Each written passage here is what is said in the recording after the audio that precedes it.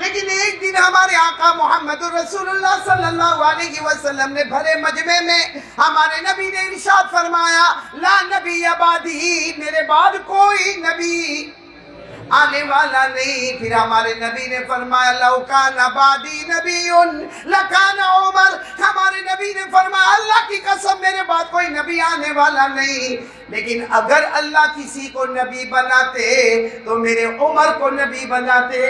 السلام علیکم ورحمۃ اللہ وبرکاتہ۔ محترم دوستو، آج پھر ایک بار ہم آپ لوگوں کے سامنے حضرت مولانا قاری احمد علی صاحب کا ایک بیان لے کر کے حاضر ہوئے ہیں، جن کے بیان کا آج کا ٹاپک ہے حضرت عمر رضی اللہ عنہ کا انصاف۔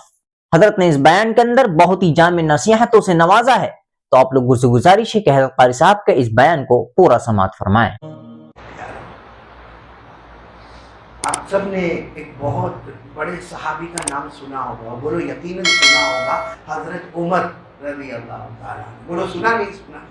نہیں ساتھ میں بولو نا، سنا کہ نہیں سنا؟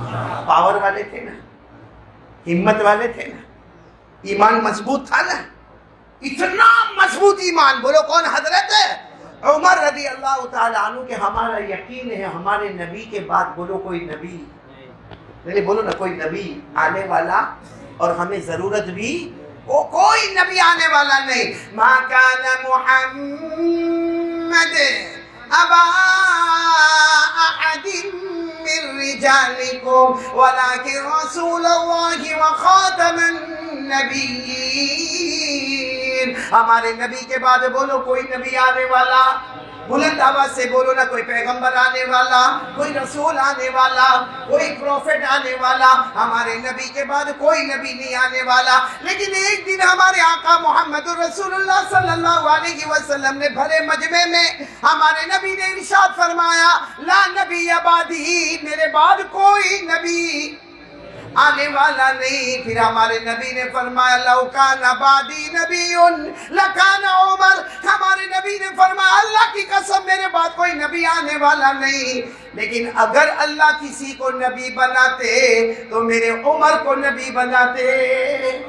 اس سے سوچو حضرت عمر کا مقام کتنا اونچا ہوگا، کہ ہمارے نبی کی نظر مبارک میں عمر کا مقام کتنا اونچا ہوگا۔ معلوم ہے ایک مرتبہ ہمارے نبی صلی اللہ علیہ وسلم نے فرمایا، ہمارے نبی صلی اللہ علیہ وسلم نے فرمایا کہ میں نے خواب میں ایک شخص کو دیکھا خواب میں، جس کے اوپر جو کپڑا تھا وہ کپڑا اس کے بدن سے لے کے زمین تک جا رہا تھا۔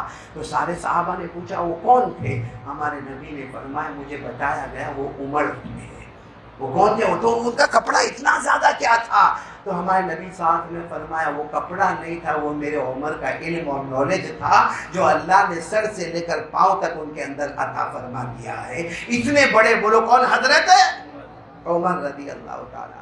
حضرت عمر رضی اللہ تعالیٰ عنہ نے ایک مرتبہ فجر کی نماز پڑھائی۔ امیر المومنین بادشاہ، 22 لاکھ مربع میل پہ حکومت کرنے والے، بولو کون؟ ساتھ میں بولو کون؟ عمر۔ ہاں، فجر کی نماز پڑھائی۔ فجر کی نماز کے بعد اپنے خادم کو بولا، خادم کا نام یرفع، بولو خادم کا نام یرفع، خادم کا نام ہے، یہ ہمارے یہاں نام رکھنے کا رواج نہیں ہے، یرفع نام ہے خادم کا۔ تو حضرت عمر رضی اللہ تعالیٰ عنہ بھائی امیر المومنین تھے، 22 لاکھ مربع میل پر حکومتی، فجر کی نماز پڑھ کے نکلے اور بڑا سارے لوگ جمع تھے۔ حضرت عمر رضی اللہ تعالیٰ عنہ اپنے خادم کو بولا، یرفع کو بلائے اور بلا کر کہا کہ مچھلی کھانے کا جی چاہتا ہے۔ کیا کھانے کا جی چاہتا ہے؟ مچھلی کھانے کا۔ تو یرفع خادم بھی بڑے مضبوط تھے، کہنے لگے امیر المومنین فکر مت کرو، ابھی گھوڑا نکالتا ہوں۔ اس زمانے میں عربی گھوڑے ہوتے تھے، کہاں میں گھوڑا نکالتا ہوں، 18 کلومیٹر دور ہے۔ کتنا؟ 18 کلومیٹر دور، وہاں مچھلی کی بہت بڑی مارکیٹ ہے۔ میں یوں گھوڑے پر بیٹھا، یوں گھوڑے کو دوڑایا اور جاؤں گا، ٹوکرا بھر کے مچھلی لاؤں گا اور یہاں لا کے اس کو پکایا جائے گا، تلا جائے گا۔ عمر تھوڑا انتظار کرو، تھوڑی دیر میں مچھلی آپ کے دسترخوان پر ہوگی، بولو سبحان اللہ۔ حضرت عمر نے کہا برابر ہے، 18 کلومیٹر پر ہے۔ معلوم نہیں کیا ہوا، تھوڑی دیر کے بعد حضرت عمر نے کہا یرفع ادھر۔ کہا کیا ہوا؟ کہا وہ پروگرام کینسل، نہیں مچھلی کا پروگرام نہیں۔ تو یرفع نے کہا میں ابھی چلا جاؤں گا گھوڑے۔ کہا نہیں، بس کینسل مطلب کینسل، امیر المومنین کا آرڈر کینسل۔ یرفع اس وقت کچھ نہیں بولے، یرفع یعنی ان کے कुछ, लेकिन उनको दिल में तो था कि उमर को खाना तो है, अमीरुल मोमिनीन को खाना तो है, क्या खाना है? मछली। लेकिन वो कुछ इरादा बदल रहे हैं, तो यरफा ने कहा कोई बात नहीं, अब जोहर की नमाज, कौन सा टाइम आ गया? फजर के बाद ये बात हुई थी, जोहर की नमाज में यरफा ने देखा कि हज़रत उमर रज़ी अल्लाह ताला अन्हु इमामत के लिए आए जोहर की, लेकिन यरफा ने देखा कि दूसरे मुल्क के बड़े बड़े नुमाइंदे लोग आए, यानी दूसरे मुल्क के एम्बेसडर बड़े बड़े लोग आए, तो वो यरफा समझ गए कि अब हज़रत उमर रज़ी अल्लाह ताला अन्हु जोहर की नमाज पढ़ाएंगे, उसके बाद सुन्नत और नवाफिल पढ़ेंगे और उसके बाद में सौफ को लेकर बैठेंगे, और जाहिर बात है जब दूसरे मुल्क से आए हैं तो उनके साथ बातचीत होगी तो असर का वक्त तो हो ही जाएगा। तो यरफा ने सोचा इतनी देर में मैं दौड़ा, क्या लेकर आऊंगा? मछली लेकर आऊंगा। बस वो घोड़े को तैयार किया, अरबी घोड़ा तैयार किया, और यरफा घोड़े को लेकर दौड़े दौड़े दौड़े 18 किलोमीटर गए, वहां से जाकर मछली के टोकरे लेकर आए, और उसके बाद में यरफा वापस आ गए और खादिम को कह दिया भाई इसको तलना पकाना शुरू करो, और खुद मस्जिद में आए।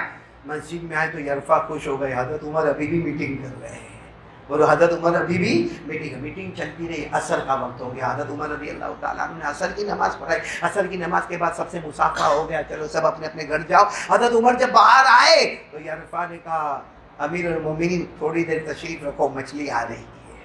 मछली? हज़रत उमर के चेहरे का रंग बदला, मना किया था ना सुबह में, मना किया था ना, तो कहा वो आपने मना किया था लेकिन अंदर से दिल तो आपका भी चाहता था, कितने ज़माने के बाद आपको एक तमन्ना हुई थी मछली खाने की। तो हज़रत उमर ने कहा लेकिन कब गए? कहा आप मीटिंग में थे, गया 18 किलोमीटर वापस आया और मछली पकाने रख दी है, तैयार हो गई है, बस आपके दस्तरखान पर आएगी। हज़रत उमर की आंखों में आंसू आ गए, फरमाया क्यों मैंने मना किया था शौक था मछली खाने का, क्यों मना किया था? खादिम ने कहा मेरे को नहीं मालूम आपने मना क्यों किया। कहा इसलिए मना किया था कि तुम एक मूंगे जानवर को ले जाओगे, कितने किलोमीटर? ये जानवर जो बोल नहीं सकता, ये हमारे ताबे है, हमारा नौकर है, हमारा खादिम है, ये बोल नहीं सकता, ये सुन नहीं सकता, ये हमारी जबान समझ नहीं सकता, एक मूंगा जानवर है, उसको आप कहाँ तक दौड़ाओगे? बोलो कितने किलोमीटर दौड़ाओगे? 18, फिर रिटर्न 18, कितने किलोमीटर हो? 36 किलोमीटर तुम दौड़ाओगे सिर्फ मेरी चाहत मछली के लिए। कल कयामत में अल्लाह पूछेगा इस जानवर का तूने पसीना बहाया, सिर्फ तेरी जबान को मछली की लज्जत मिले, तूने 36 किलोमीटर घोड़े के पसीने का ख्याल नहीं किया, इसके पाँव के दौड़ने का ख्याल नहीं किया, इसके थकने का ख्याल नहीं किया। और जाहिर बात है जो ले जाएगा वो उसके ऊपर चाबुक मारेगा, एड़ लगाएगा, वो एड़ का तूने कयामत में नहीं सोचा। हज़रत उमर कहते मेरा अल्लाह कयामत में पूछेगा तूने एक बोले भाले जानवर को जो तेरा ताबे था, जो तेरा खादिम था, जो तेरा नौकर था, जो बेचारा जानवर बोल नहीं सकता था, उस जानवर को तूने 18 किलोमीटर वहां दौड़ाया, 18 किलोमीटर यहाँ दौड़ाया, 36 किलोमीटर तूने दौड़ाया सिर्फ इसलिए कि तेरे को मछली का मजा आ जाए, तो मैं अल्लाह को क्या जवाब दूंगा? और फिर हज़रत उमर ने एक चीख मारी और क्या कहा मालूम? मेरे नबी के दस्तरखान पर कभी 2 खाने जमा नहीं हुए, मेरे नबी के दस्तरखान पर कभी 2 खाने जमा नहीं हुए। अगर मेरे नबी ने कयामत में मुझे पूछा उमर तुझे हुकूमत इसलिए दी गई थी, उमर तुझे बादशाह इसलिए बनाया गया था, उमर तुझे हाकिम इसलिए बनाया गया था कि तेरे नबी के दस्तरखान पर 2 चीजें जमा नहीं हुई, उसके बाद अबू बकर रज़ी अल्लाह ताला अन्हु के दस्तरखान पर 2 चीजें जमा नहीं हुई, और उमर तेरे अंदर इतनी हिम्मत और ताकत आ गई कि तू इतना दूर सिर्फ मछली के वास्ते। तो क्या तेरे नबी चाहते तो मछली नहीं खा सकते थे? अबू बकर नहीं खा सकते?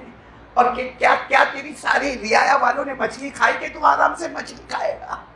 बस हज़रत उमर ने कहा मैं कयामत में नबी को क्या जवाब दूंगा, मैं अल्लाह को क्या जवाब दूंगा? मालूम में क्या किया? मछली को मंगाया नहीं, हम होते तो चलो खा के बात खत्म करें, नहीं मंगवाया नहीं।